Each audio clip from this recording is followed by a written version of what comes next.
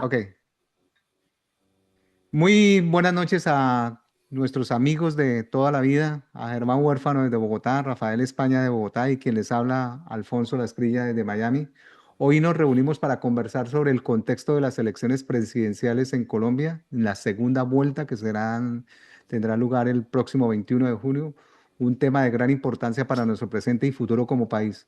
Este espacio ha sido pensado como una oportunidad para informarnos, analizar con serenidad lo que está ocurriendo y compartir distintas perspectivas de manera respetuosa.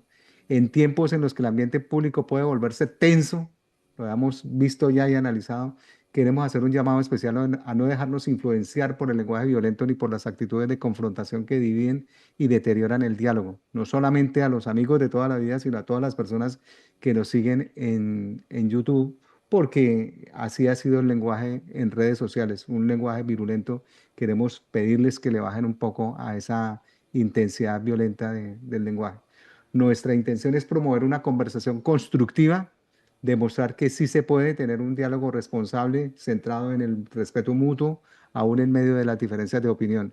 Creemos que es posible pensar distinto sin perder la cordura, la calma, ni la dignidad en el trato, porque pues hemos visto cómo familias se han fragmentado, han tenido divisiones por este tema y hoy en día, lo hablábamos hace poco con Germán Huérfano, personas que pertenecen a grupos familiares están teniendo unos encuentros bastante duros por la manera como plantean las cosas. Así que, Germán, te escuchamos. Bueno, gracias. No, yo creo que empecemos por hacer como un balance de los resultados, independientemente de las tendencias personales que tengamos, porque de por sí los resultados fueron sorpresivos de esta primera vuelta. Y no sé, yo empezaría como por citar algunos números del resultado en los cuales el primero es que todas las estadísticas o las encuestas apuntaban a que el pacto histórico iba a ganar esta primera vuelta, pero en el porcentaje no se equivocaron. Se equivocaron es en el porcentaje que sacó el candidato de la extrema derecha de la Espriella, porque en las encuestas sonaba el 40, muy cerca del 40 el pacto histórico, y así fue, sacó el 40, o sea que la sorpresa no está en el porcentaje de Cepeda, sino en el porcentaje de la Espriella, y ahí está la sorpresa, y esa es la primera en la que yo digo que el número, todas las encuestas se equivocaron y hubo una sorpresa. Y la otra sorpresa, por supuesto, consecuente con esta victoria inesperada de la primera vuelta de la Espriella, es la derrota de Paloma. Entonces, pues claramente creo que hay un desplazamiento tenaz entre los adeptos de Paloma o lo del viejo uribismo o lo del centro democrático, como lo llamen, y se pasaron para el otro lado en cuestión de un mes, en cuestión de un mes. Y ese sí es el análisis fuerte de que si Uribe está ya de moda o no sigue de moda, o que apareció otro actor con otro perfil, con otra faceta, con otro libreto. Y así lo hemos visto aquí en Colombia. Entonces creo que el primer punto es ese número de sorpresa, pero más para repito, para la derecha que para la izquierda, porque la izquierda todos apuntaban a que era el 40 y sacó el 40.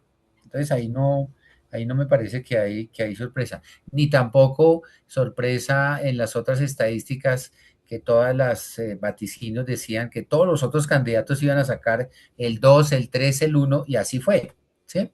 Entonces ese es como el primer punto que yo quisiera poner de plante. Ya entrar en materia de por qué fue una votación tan alta o un porcentaje tan alto, más que la votación para la estrella, entramos en otros escenarios, ¿sí? Y por qué sacó una votación tan baja Paloma. Lo que pasa es que la votación tan alta hace pensar o hace cuestionar que el pacto histórico podía tener un exagerado optimismo o le encontraron otras humedades al pacto histórico por no haber tenido el primer lugar, etcétera, etcétera. Pero si uno lo mira con relación al pasado, dicen los estadistas, ahí están los números, que el pacto histórico en número de votos sacó más votos que en el 2022 en la primera vuelta, ¿sí? Mm. Entonces, el número de votos no hay de qué preocuparse. Hay que preocuparse es la diferencia con los votos del ganador, que fueron como 600 y pico, 660.000 votos. Y no sé, ya entraríamos, si alguien quiere aportar más de las cifras, entraríamos a analizar las personalidades de cada uno, la que se quemó y los dos que quedaron de punteros, que tienen unas particularidades impresionantes, ¿sí? Creo que a Iván Cepeda le fue bien en términos de que su votación esperada llegó a unos números buenos realmente. La Ah, verdad, los números de Iván son buenos. Lo que pasa es que no se esperaba que los números de Abelardo de la Espriella fueran tan buenos. O sea, fue una gran sorpresa para todos, para todos fue una sorpresa. Y indiscutiblemente la caída de Paloma Valencia, pues con un 6,9% y algo así como 1.600.000 votos, de los cuales 1 millón en términos redondos le pertenecen a Daniel Oviedo, dicen que Oviedo. son de Oviedo.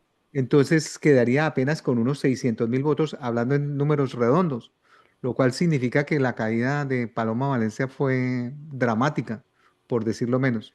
Entonces, ya entraríamos en una situación que le fue bien a Cepeda y yo creo que el tema ahí es complicado. No, no, ni la derecha ni la izquierda pueden cantar victoria en este momento. Al contrario, supongo que hay un trabajo bastante apretado por parte de las dos campañas.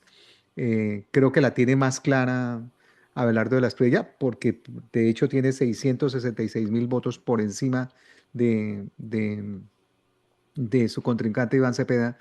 Y creo que el endoso de los votos de Claudia López, como se esperaba que fueran ser endosados hacia la campaña de Iván, no van a ser tan claros por las mismas diferencias que ha tenido Claudia López. Creo que hay 1 millón de votos aproximadamente y no va a haber ese endoso porque ella se siente traicionada por el pacto histórico. Creo que el pacto histórico le pagó mal a Claudia López y Claudia López está sacando en este momento. Tampoco es que le estén dosando los votos Claudia López a la campaña de Abelardo. Lo que quiero decir con esto, entrando en esos números, es que los votos de Claudia López pareciera que no van ni para un lado ni para el otro. Ella los deja libres. Entonces no sabemos para dónde van a tomar. Pero lo más razonable desde el punto de vista centro y desde el punto de vista que ganó la derecha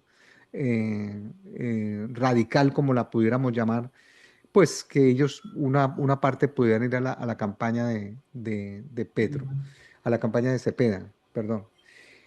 Me parece a mí que la historia se pudiera concentrar más en el voto, en el voto mejor, en los abstencionistas. O sea, creo que la campaña va a estar basada más en los abstencionistas.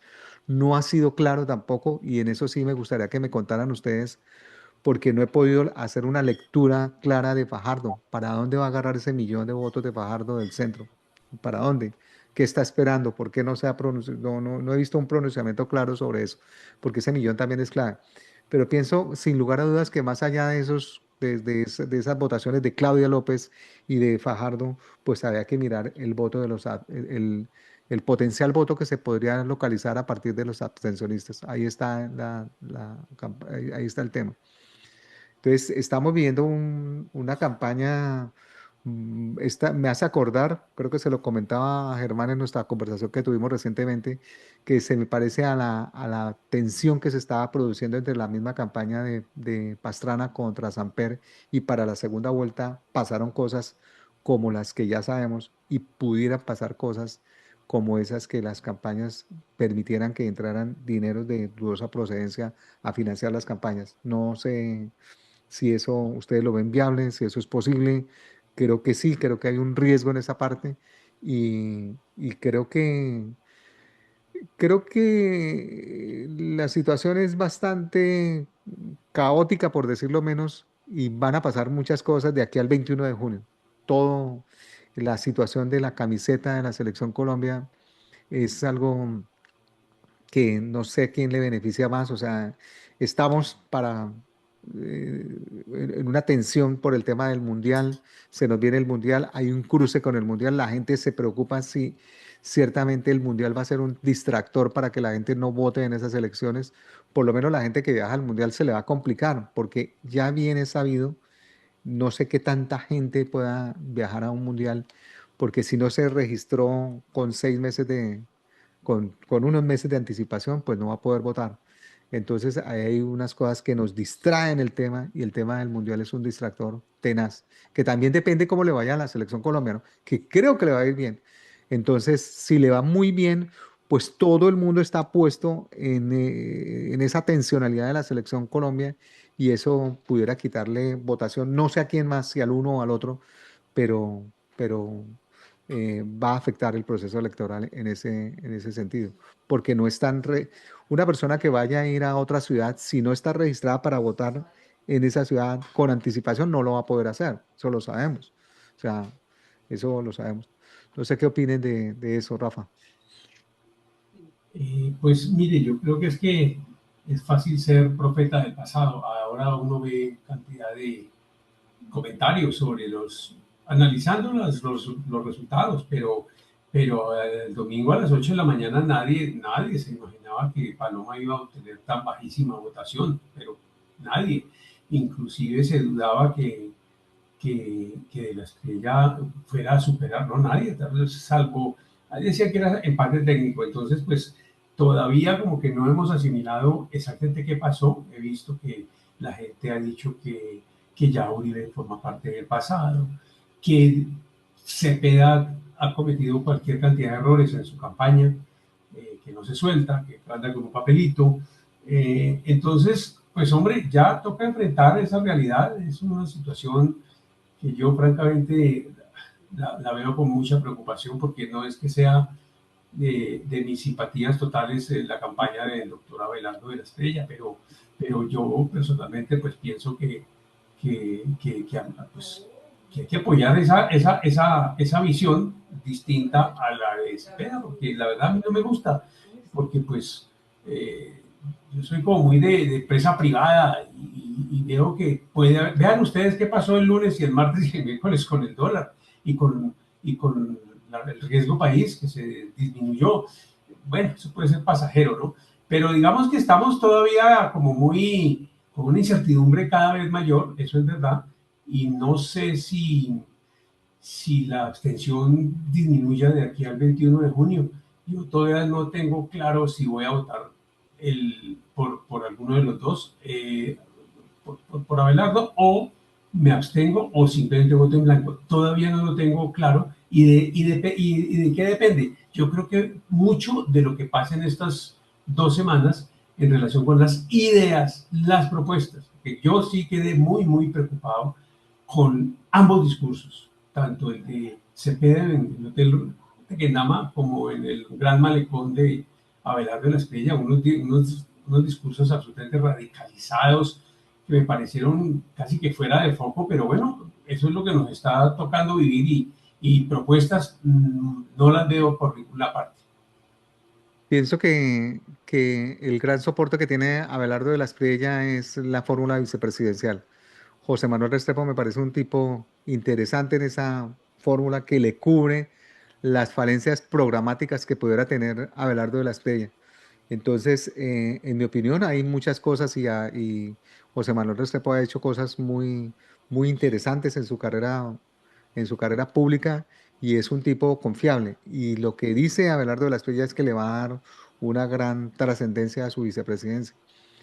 En cambio, cuando uno mira el otro lado de la campaña, yo siento, y bueno, y aquí Germán nos diría si esa visión que yo veo en el pacto histórico y su candidato tiene sentido o no. Como hombre de mercadeo y mirando los productos electorales como un producto de mercadeo, yo a veces veo a Iván Cepeda como un producto débil para mercadear no solamente por el uso del papelito, sino que no comunica. Yo no veo que haya una comunicación como la puedan tener otros candidatos, como el mismo Abelardo de la Espriella, como la tenía Paloma, hasta el mismo Oviedo tenía como con su buen estilo, con su estilo particular que tiene, como que conectaba.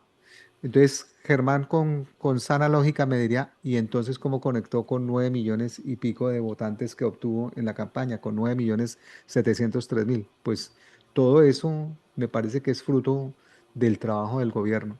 La campaña del gobierno como tal, yo la he escuchado, la siento, viviendo en Miami la siento, porque uno ve, escuchando la radio, los comerciales de todas las entidades gubernamentales rescatando y haciendo énfasis en la buena gestión que ha tenido el gobierno y eso cala en el votante. Creo que ha sido, esos 9.703.000 han sido más el resultado del papel del gobierno y de su estrategia para llegar a esos 9.703.000 que del mismo producto Iván Cepeda. Creo que si hubieran elegido un candidato distinto de Iván Cepeda, hubieran llegado más lejos que hasta donde han llegado. Se ha rumorado que, y eso ya no se puede hacer técnicamente, sé que no se puede hacer, que Petro se iba a retirar del gobierno para dirigir la campaña. Creo que ya es muy tarde, creo que eso ya no podría ser. Sería una cosa que hubiera tenido un efecto súper fuerte porque él sí es un fuerte en la plaza pública, pero a Cepeda le falta el tema. ¿Qué opinas sobre eso, Germán? Uy, eh, a ver, indefectiblemente uno tiene que comparar el uno con el otro, ¿no? En sus orígenes, en cómo llegaron y qué hicieron para convencer para llegar a esa votación. Y Alfonso se refiere a lo que tal vez le ha apoyado a Cepeda. ¿Cuál es la fuente de apoyo a Cepeda? Y yo quisiera hablar no solamente la del apoyo a Cepeda, sino la del apoyo a Abelardo, ¿sí? Y a mí me parece que las fuentes o las herramientas para llegar a obtener esa votación, cada uno son estrategias tremendamente diferentes, tremendamente diferentes. El voto de Cepeda siento que tiene un voto de más lealtad del origen de quien lo aportó, ¿sí?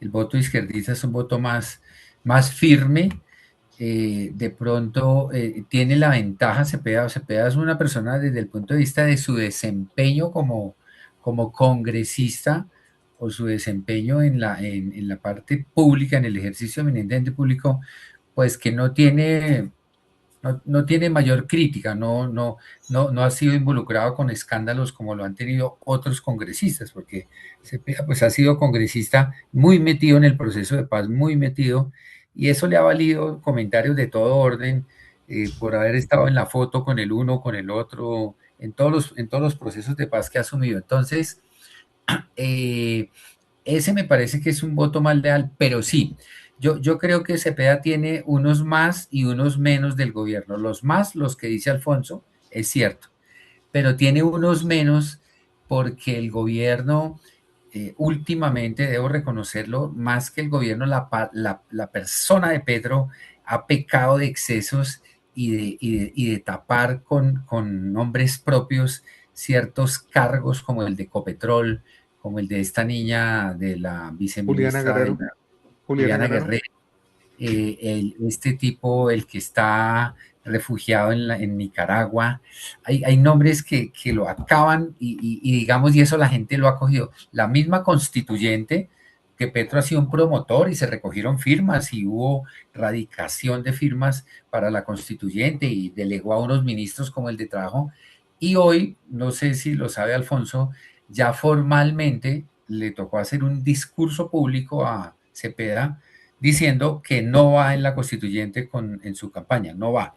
Ya formalmente Ah, lo sí. dijo, se bajó de ese tren porque pues ese fue el caballo de batalla que cogió Abelardo o la derecha extrema, ya no hablemos de Paloma tanto, la derecha extrema para, digamos, arreciar la crítica a que le iban a cambiar la constitución y que este país iba a acabar la democracia, etcétera. Entonces, ese es el lado, digamos, le suma por un lado, pero le resta por el otro, me parece. El hecho de no haber aceptado el resultado de las elecciones fue una salida, mi amor, ya te llamo, es una reunión, ya te llamo. Fue una salida en falso. La verdad, todos los partidos sin distingo reconocieron el resultado como un resultado válido, menos el presidente, ni siquiera el candidato, y eso le restó enormemente, y aquí la prensa le dio 3 días duro con ese tema de la constituyente y el tema de no haber reconocido las elecciones, los resultados. Pero bueno, digamos que ya pasó, pero yo sí quiero referirme un poquito al tema del origen de Abelardo. A mí lo que me da un poco de tristeza, la verdad, y en ese sentido hubiese preferido una votación abrumadora de Paloma y no de Abelardo, porque eh, aquí tal vez Abelardo ha hecho una campaña desde el punto de vista marketing grandiosa, o sea, una cosa de, de, de, de- una cosa de premio del marketing, el premio de mercadeo.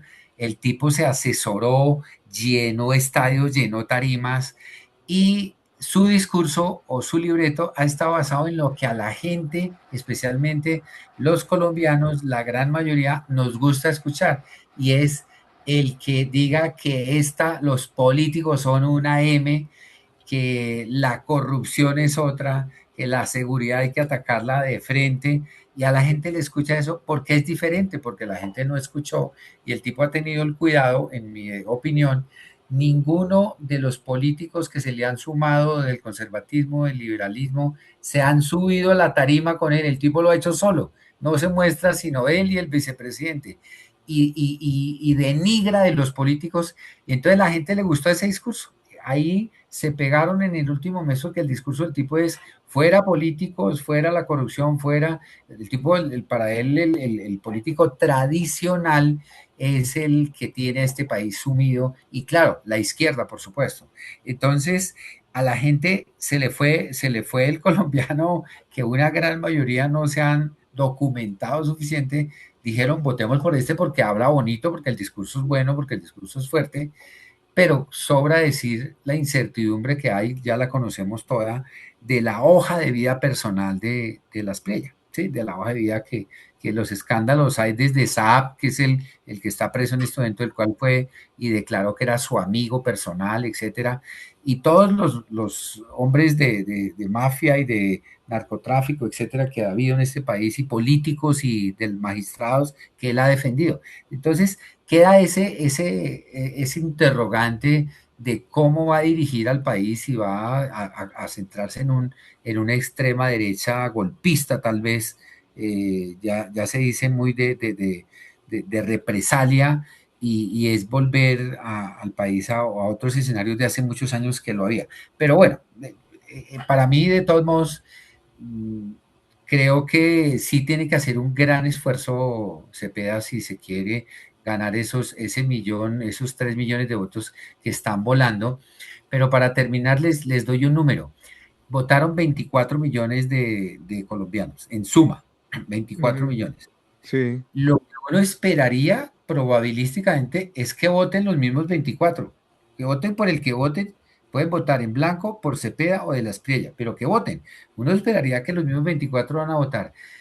Yo no creo, Alfonso, que vaya a tener afectación en los que se vayan para el Mundial. Yo creo que si se van al Mundial, voy a poner un número, 50.000 personas, pues son 50.000 colombianos que no van a poder votar, pero no creo que en la votación afecte el tema del Mundial. Yo creo que van a votar más de los 24, van a votar más, ¿sí? Ujú. Eh, entonces, en una suma muy de tienda, si uno, y creo que los votos en blanco, que fueron esta vez 500.000, se van a ir a 1 millón, ¿sí? Porque es posible que mucha gente que votó por Fajardo vote en blanco, y por Claudia, que son los votos más representativos. Pero la suma de esos votos del 14%, el otro 14%, suman 2 millones de votos largos.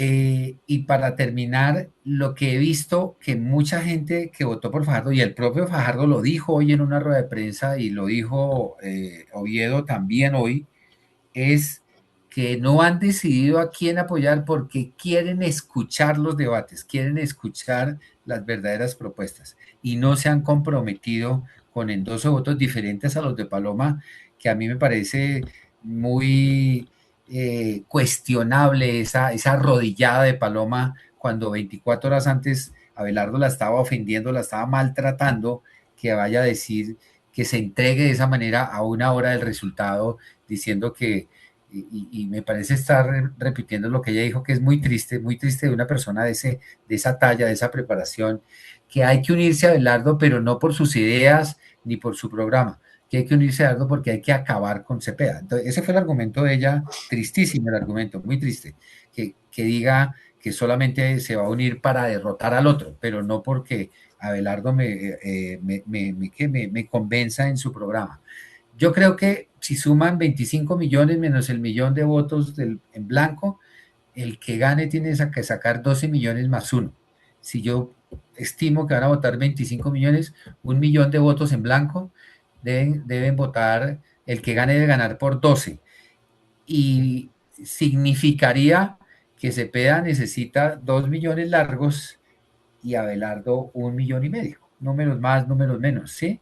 Ambos necesitan más votos para mí, ambos necesitan más votos porque se puede ir a 25 millones la votación. Pero como dice Rafael, yo no, yo tengo, pues ustedes conocen mi voto, pero, pero tengo mucho temor de lo que pueda suceder en un gobierno de Abelardo. Yo no creo que una persona se convierta, como él dice que se convirtió, que ya ahora ya no es ateo, que ya está por la familia, que está por los pobres, etcétera. No, yo no creo en las conversiones de un político en cuestión de días, no, no creo. ¿Sí?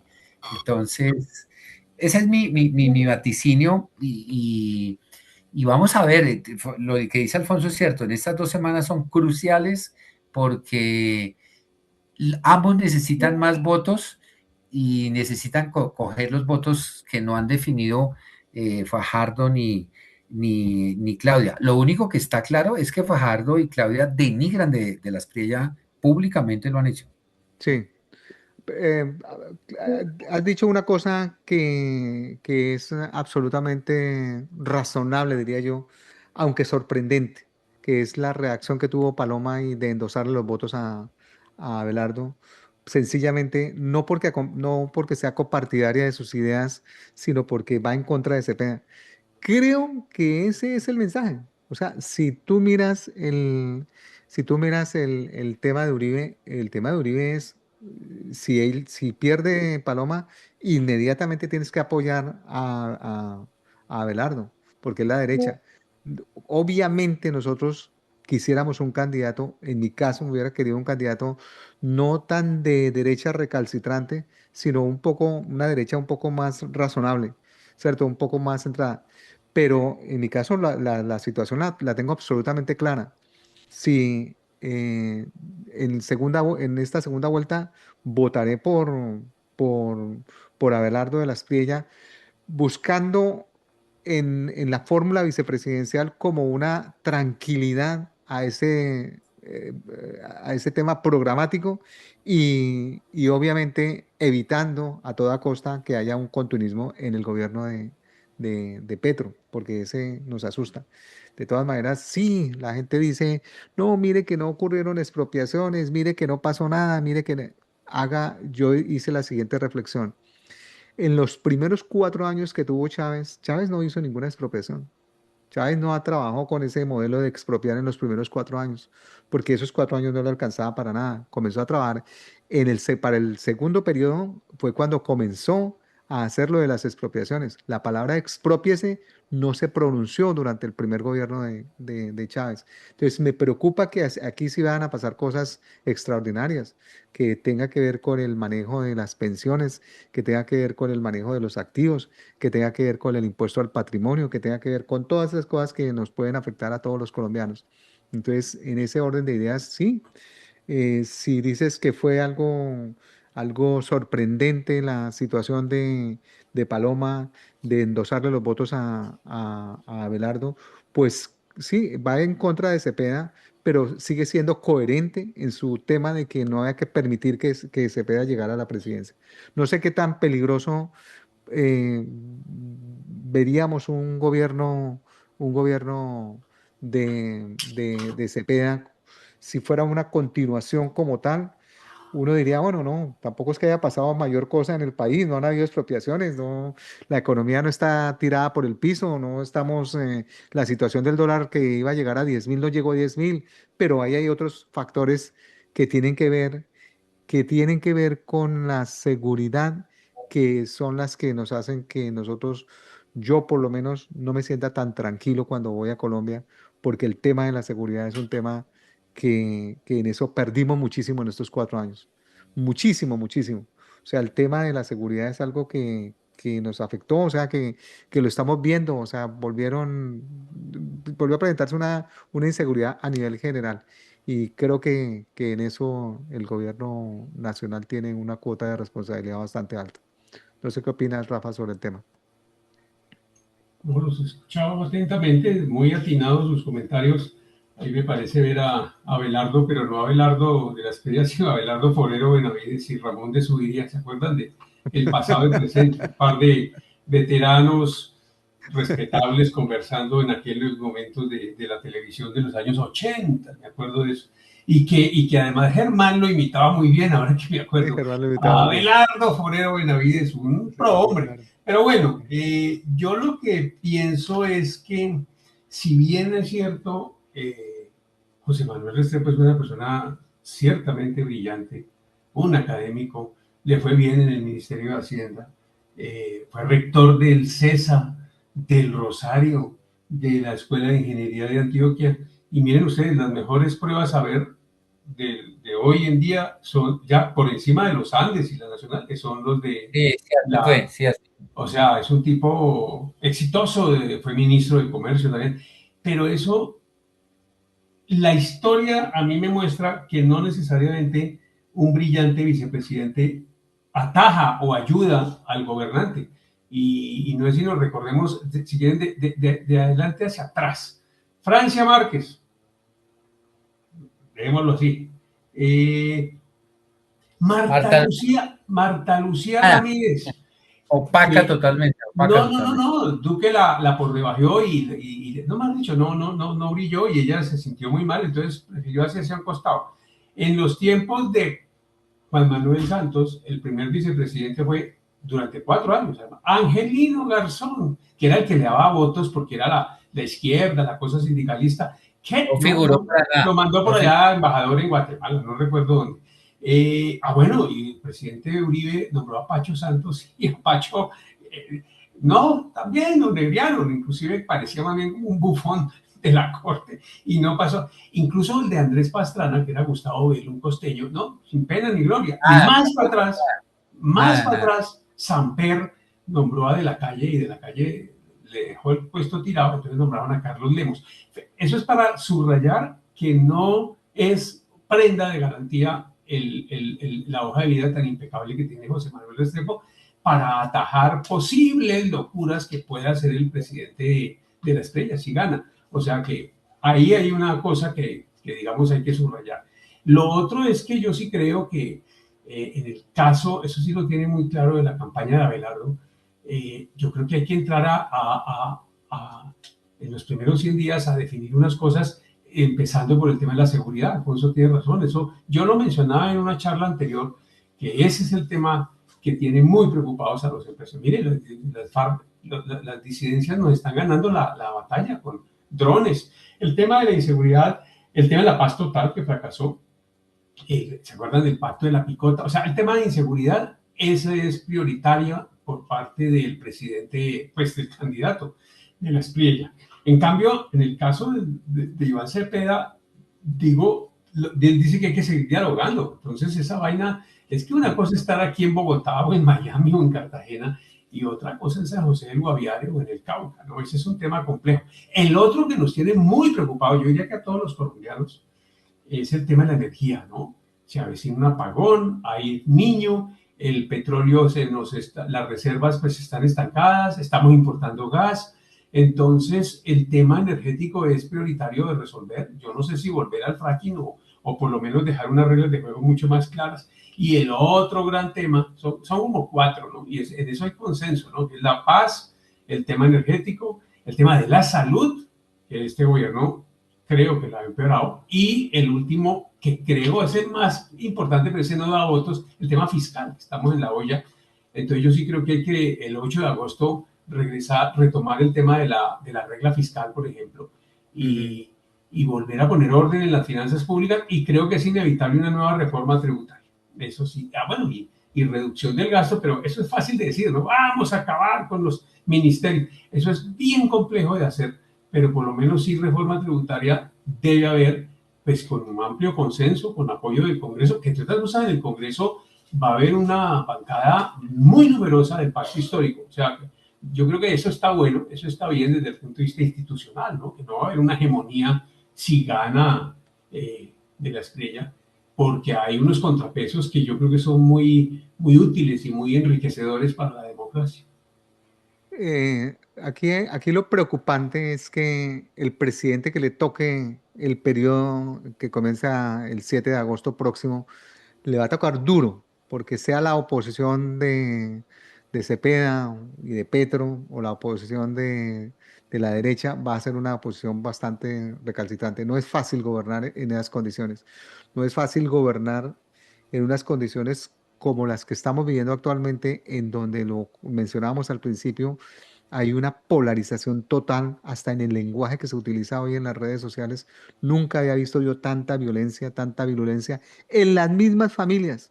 Las familias que tienen su chat familiar, muchas veces ha tocado colocar el freno de mano y decir, aquí en este chat no se hablan sino asuntos familiares, porque si se habla de política, se llega al irrespeto de que el uno coloca un mensaje, el otro se lo borra, el otro dice una afrenta, y bueno, lo que hemos buscado con este espacio, que somos amigos que nos conocemos ya, vamos para pues más de 40 años de amistad, que ya casi 50 que nos conocimos en la universidad, a pesar de que tenemos pensamiento político distinto, nos tratamos con respeto y con cordura, que es lo que nosotros quisiéramos con este mensaje, porque sé que mucha gente nos va a ver en YouTube y quisiéramos que esto no lo hemos preparado, no sabemos quién iba a decir tal cosa, sí sabíamos que estábamos en orillas distintas y bueno, yo veo que la cosa está bastante complicada. Nunca había sido tan complicado gobernar como en el próximo periodo, considero yo. No sé qué piensa Germán. Sí, estaba pensando que eh, el Congreso para la derecha, o sea, para Abelardo, hasta hoy es totalmente apolítico y ese discurso es el que le ha servido para que muchos adeptos se le sumen por su discurso, porque lo que Abelardo ha atacado de cara al candidato es una total antiizquierda porque dice que lo va a asumir en la pobreza, que va a ser más pobre el país. Y lo segundo, atacar el tema de que los políticos son la desgracia, que la corrupción es la desgracia y no se le ha subido nadie a la tarima y no los va a dejar subir. Yo tengo un interrogante grandísimo y es que si gana Belardo, ¿qué va a hacer con el Congreso? O sea, el Congreso se Claro. necesita y necesita el Congreso para reformar. Y Abelardo tiene 3 senadores, creo, 3, no Sí. tiene más. Entonces, y el pacto histórico no le va a caminar, por supuesto que no le va a caminar. Entonces, cuando un presidente que, repito, tiene que gobernar con el Congreso, por si no, el Congreso, pues ¿para qué es? No, una reforma tributaria, como dice Rafa, que estoy de acuerdo que se debe tramitar, pues se va a tener que tramitar en el Congreso.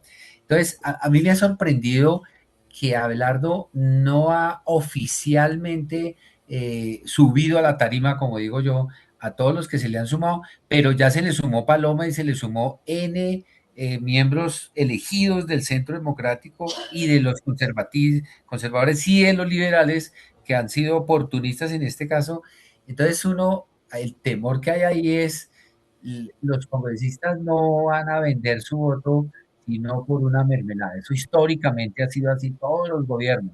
Entonces el Mm. congresista va a pedir más mermelada de la que pedía antes porque no lo va a dar gratis el voto, no lo va a dar gratis y yo no creo que Abelardo, pues como él lo dice, sea capaz de gobernar sin el Congreso. Esa parte me llama la atención y me pregunto yo, con 3 senadores, nunca había pasado que un presidente en los últimos tiempos, valga decir si era de la U o era del Centro Democrático o el mismo Petro, pues subía y tenía el 20%, el 25% del Congreso, pero Abelardo tiene 3 senadores, creo que son 3, no Sí, son tres más. senadores. Y el pacto histórico tiene 25, ¿no? ¿Cuántos Sí, senadores Sí, son en total en Colombia? y 101 son 101 100, del 101, Senado, ¿no? Y 150 y algo de Cámara. sí, representantes de la Cámara. Pero digamos sí, que el tema del Senado es complicado, ¿no? No, Hay que hacer ahí le coalición. sumaría a esos tres senadores, obviamente que le sumaría fácilmente los del El partido centro. de Sí, el Uribe y del centro. centro. También no creo sí, que pero va a tener que pagar duro esa mermelada y ahí es donde está el problema. Ahí es donde está el problema de la Sí, corrupción sí. otra vez. Miren, muchachos, la mayor parte de la corrupción que se ha comprobado y documentado y castigado en este país es la de los congresistas. Claro que el sector judicial no se le ha quedado atrás en los últimos tiempos, en los magistrados que han condenado, que han resultado con el cartel de la toga, etcétera. Pero Sí. son los congresistas los que han resultado presos hasta ahora, los mismos que iban a apoyar al tema del endeudamiento del gobierno ahorita, de Petro, que están ahorita en la cárcel, el presidente del Congreso, que casi nadie habla de eso, y el presidente de la Cámara. Entonces, ahí ese tema de Abelardo, que es la parte que más me suena, que una persona hable de anticorrupción y de los políticos, cuando él los defendió, cuando él los representó, a los mismos que están hoy elegidos, pues es un poco, es disonante, ¿no? Es bastante disonante y ahí está la gran duda. Yo no creo que uno deje de ser, pues, como ha sido, o esas ambiciones o esos radicalismos que ha demostrado, pero pues amanecerá y veremos. Ahora, por el tema del pacto, lo que dice Alfonso es cierto, cualquiera de los dos va a tener una oposición más delirante, más recalcitrante que la que hoy hay, mucho más recalcitrante, gobierne, gobierne el que gobierne, ¿sí? Ojalá, como dice Rafa, se levanten o se activen todas esas banderas del empresariado que se necesitan, que producen.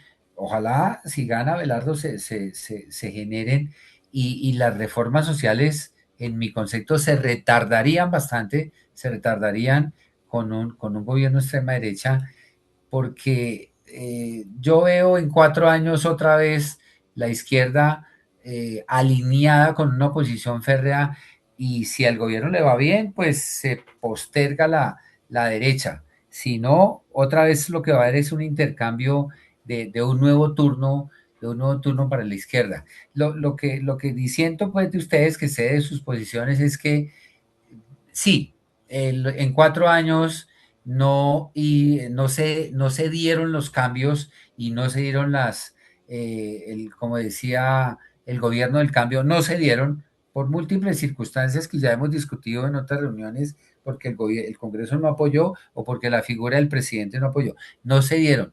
Pero 30 años antes del 2022 tampoco se dieron. Entonces, las reformas no llegan, la reforma política, la reforma agraria, la reforma a la salud, la de pensión está congelada, está archivada, porque me parece que de manera intencional la Corte la tiene ahí congelada y no va a soltar ningún veredicto hasta que no salga el nuevo presidente.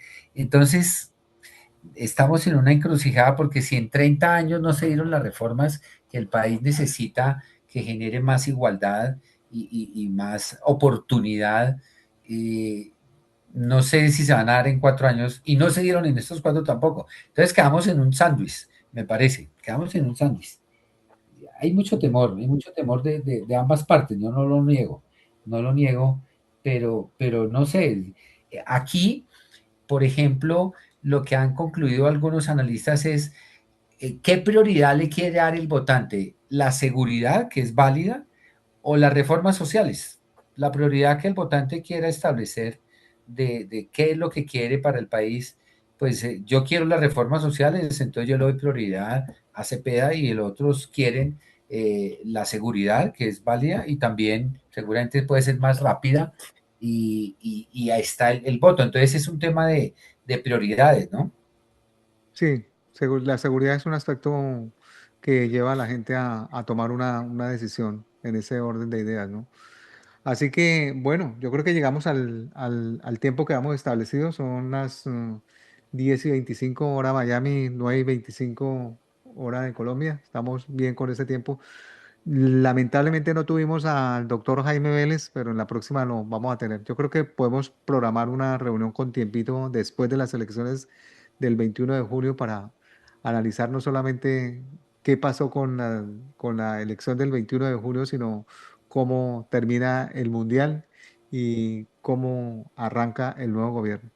Así que muchas Yo gracias. para terminar, Jaime, Alfonso, simplemente quisiera agregar que me uno al comentario de Rafa en el sentido del protagonismo que pueda dar el vicepresidente. El vicepresidente en Colombia ha sido una figura decorativa, lamentablemente, bastante Mm, decorativa. Entonces no le auguro mucha posición ahí, eh, pero sí digamos, hay incertidumbre para mí en muchos aspectos, amén de que el hombre es preparado, no hay duda, no hay duda sobre eso, ¿sí? Pero también lo puede opacar, ¿no? ujú. Hay duda. Vamos a ver quién nos puede ayudar a dilucidar. Pero es muy importante la inclinación del voto en estas 2 semanas, de esos votos que están dispersos todavía, esos 3 millones sin definir, los 2 millones más 1 millón más que pueda definir, del discurso del debate, de las propuestas, que es lo que realmente no se ha expuesto. No se ha expuesto. Supuestamente va a haber debate, ¿no? Supuestamente. Sí, sí, Supuestamente va a supuestamente. haber debate. En el debate seguramente vamos a tener la oportunidad de tomar mejor, pues va a servir no para aquellos que ya hemos decidido, como en el caso mío, como el caso de Germán, que ya tiene su voto decidido. Por ejemplo, para votantes como Rafael España, que todavía no la tiene absolutamente clara entre la abstención y el voto a Abelardo de la Estrella. Entonces, ojalá que el debate lo convenza de tomar la mejor decisión por Colombia. Muchachos, muy buenas noches para todos. Esperamos volvernos a ver muy pronto. Hasta aquí llegamos con este programa y éxitos.